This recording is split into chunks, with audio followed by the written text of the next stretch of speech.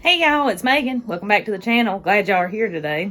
So, today is very cold outside. It's like 28 degrees. For the high today, it's like, I don't know, 15 or something out there right now.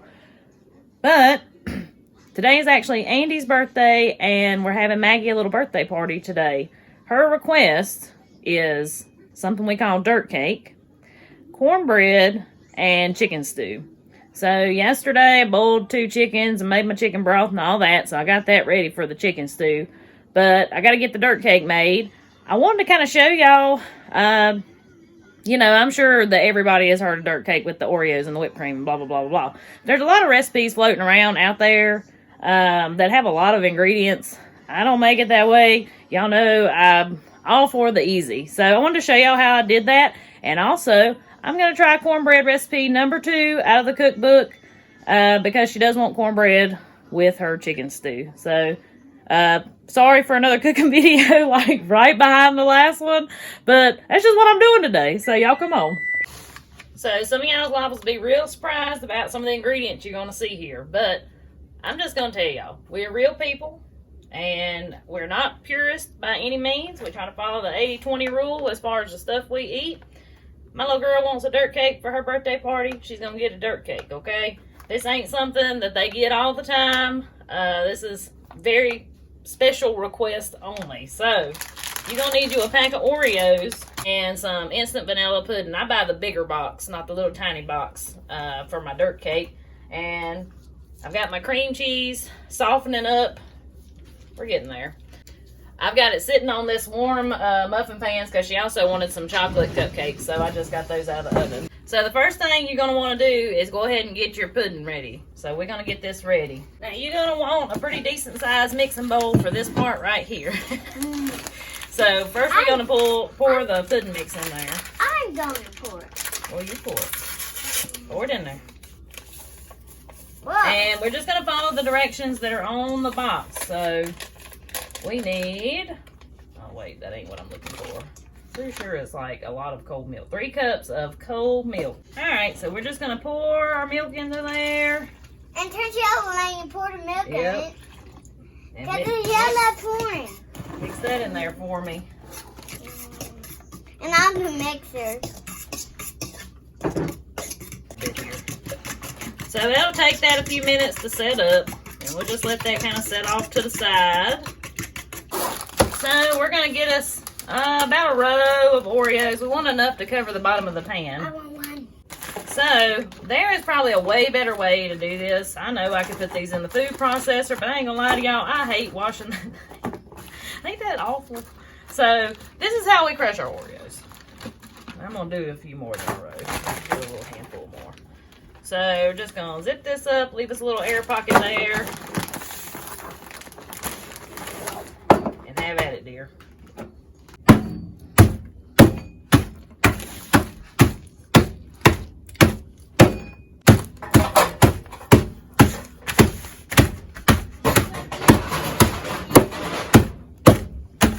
Let's get this crushed up.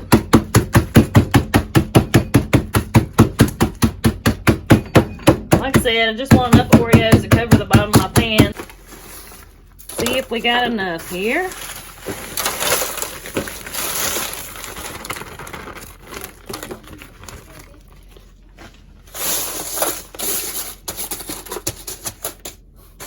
Yep, I'm going to do a few more because you want a good thick layer of them on the bottom there. Alright, I crushed me another handful. So that should be enough.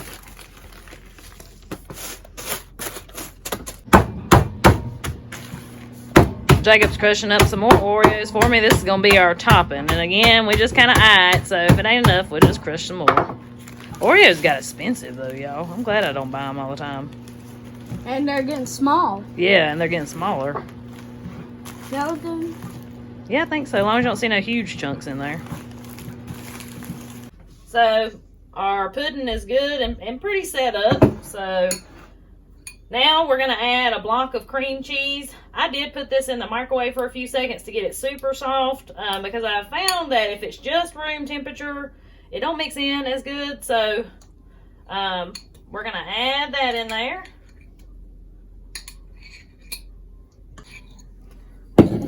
mix that in with our pudding.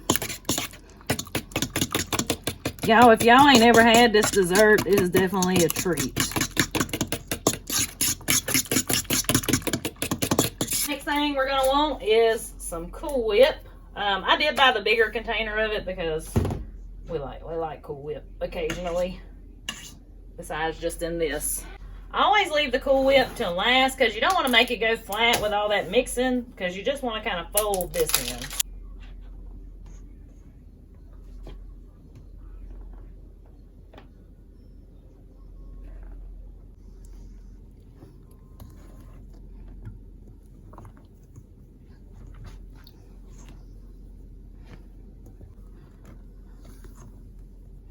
On top of our Oreos it goes.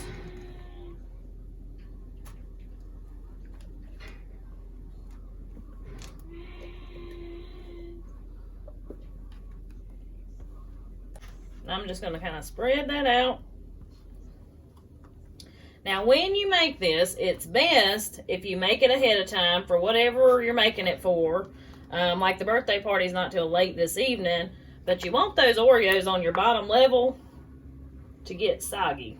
It makes it so good. So I like to make it ahead of time. It's funny, this is what Jacob always requests for his birthday too, so. It's my favorite cake. Yes, it is. Now let's put on our top layer of Oreos that Jacob crushed up for us here.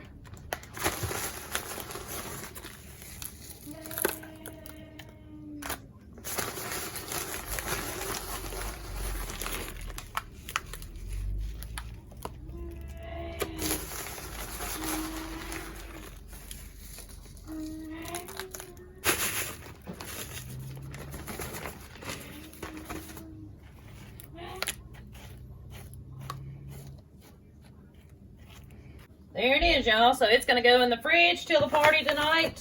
By that time, it's going to be superb. We're not huge on processed foods here, but this is one of our things we like to indulge in. So, very easy, quick dessert that will be a hit at all your birthday parties, cookouts, potlucks, whatever you go to, I promise.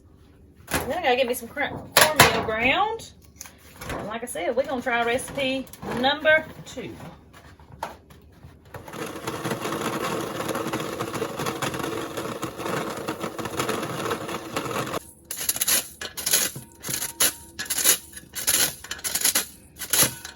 Y'all, so for those of you that may be new around here or missed my last cornbread video, I'm on a mission to make the perfect cornbread with our freshly ground cornmeal. I've been making cornbread my whole life. I've got my own way of making it just like everybody else does, but most of the cornmeal you buy anymore is self-rising cornmeal.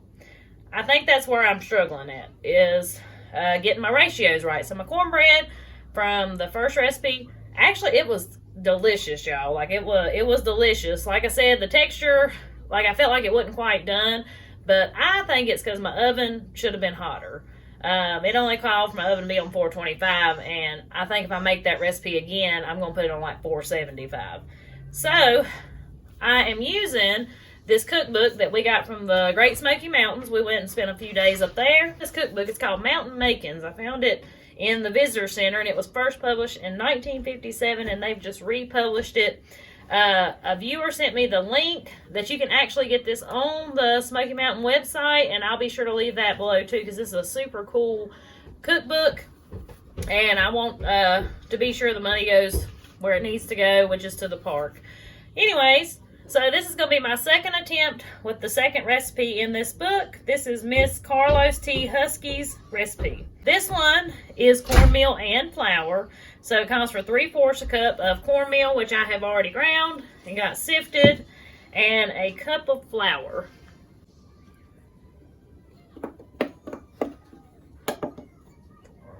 All right. A teaspoon of salt. There we go. This one calls for 4 teaspoons of baking powder. Almost forgot the most important thing.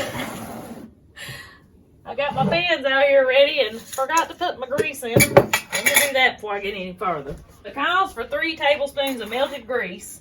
And this recipe says to split it between 2 8-inch pans. So it's going to work perfect for the birthday party if it's really going to make 2 pounds of bread. But we're going to see. I'm just going to kind of judge it and see how much batter I have and decide then if I'm actually going to split it between 2. I've got my oven set on 400 degrees. This one calls for 375, which I think is a little cool to cook cornbread. I think 400 is a little cool, but I just bumped it up a little bit. I'm going to get these in there and let them get hot. Back to what I was doing. Alright. 4 teaspoons of baking powder. So 1, 2, 3, 4. 4 tablespoons of sugar. So this is going to be a sweet cornbread. Okay. I'm a little on the fence about sweet cornbread, but I'm going to do what it says. 4 tablespoons. Wow.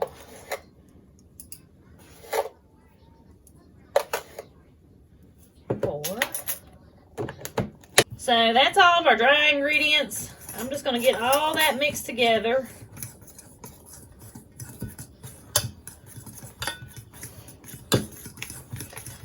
This right here, I about bet this is going to be like a cakey cornbread. I'm interested to see. Alright, all that's mixed together. 1 egg beaten in 1 cup of sweet milk. So again, this recipe, just like the first one, calls for sweet milk, not buttermilk. So that's what I'm going to use. So I'm going to get this mixed up. It says pour batter into 2 greased 8-inch pans. Bake for about 30 minutes. We'll see.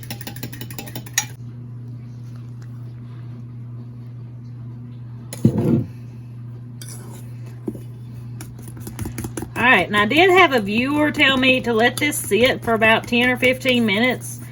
And I had actually, when she said that, I'm pretty sure, I remember my granny saying that. Let it set for a little bit. So that's what I'm going to do. That'll give my pans time to get hot, and I'll get my grease in here. And get these out. Now, this is what I do. You don't have to do it this way. This is the way I was taught to do it. Pour that hot grease right in your batter there. But it does tell me to mix that in the recipe, so I'll get my hot grease mixed in there.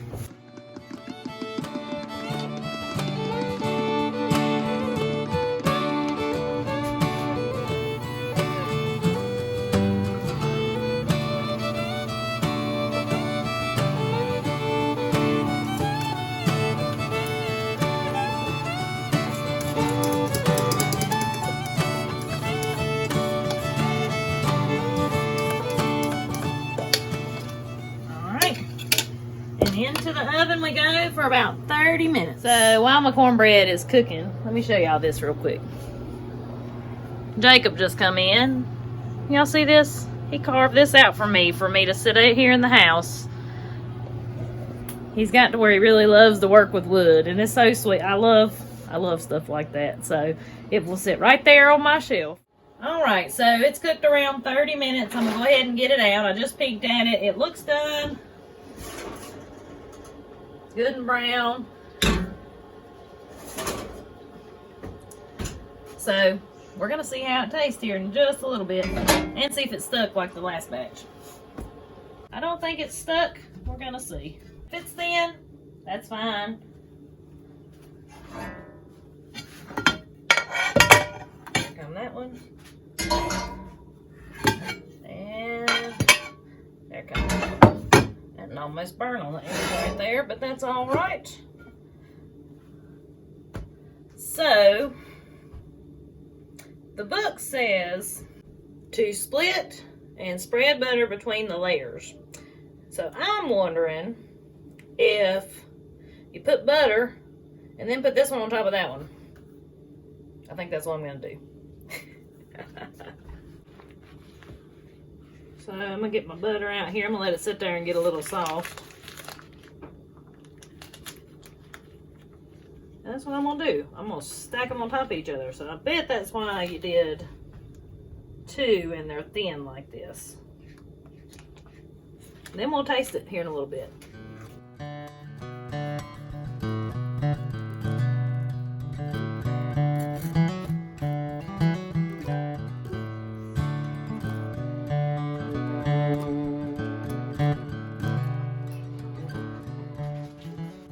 Well, y'all, this is the real moment of truth. We're going to cut into this, see what it looks like.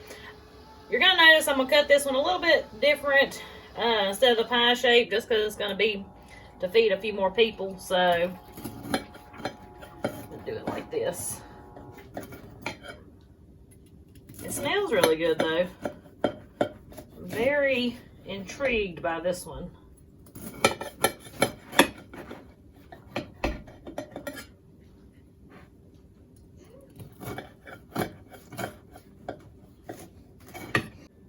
Try this little corner piece here. It looks really good. It's actually looking like, hope y'all can see that. It looks like what I want it to look like, actually. So I'm guessing the flour helped that. I'm gonna eat it like in the layers like this and see. Wow.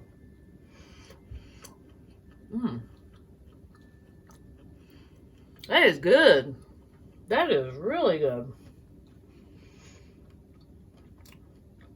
I like the texture.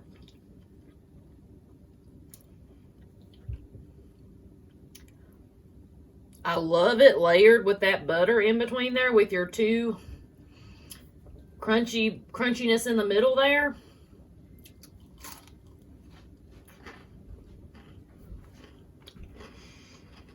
It's not dry. I mean, all cornbread is a little bit dry, but it ain't feeling like it's gonna choke me. That's good. And it's not cakey. I was scared with all that sugar in there that it was gonna be like a cake texture, and I can't. Cornbread ain't supposed to be like that. I can't handle that, but it doesn't. Even though it's got all that sugar in there, it really don't have like a sweet. Like it don't taste sweet to me.